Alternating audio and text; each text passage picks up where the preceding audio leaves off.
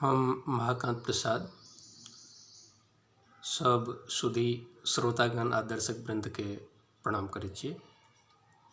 हमार बिहन कथाक शीर्षक अछि गोबर @विनोद। कथा सुनू। हाँ एना गोबर जुन फेंका सगर दे आँखि कान नाक मुँह सब ठाम पड़ि गेल।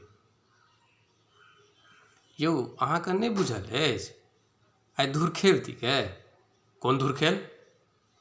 मास्टरबा सब जकाँ दिमाग खराब छ। नेना सभक पढ़ौनी छोड़ि हड़तालक रंगताल केने अछि। सरकारसँ कोनो बाते नहि, ऊपरसँ कोरोना बीमारी आ ताहि पर रुपैया मांगे बखारी। यौ हम तऽ सुनल जे मास्टर सब पूर्वहिसँ अर्जी देने छैक आ देखल जे ओसब कोरोनाक बीमारीक मादे लोकसभके चेतबैत आ जगबैत छै।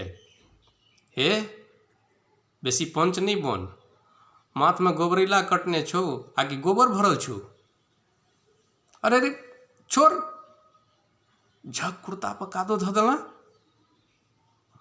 हाँ से तऽ देखते छी गोबर कतऽ भरल अछि आ कतऽ पड़ल।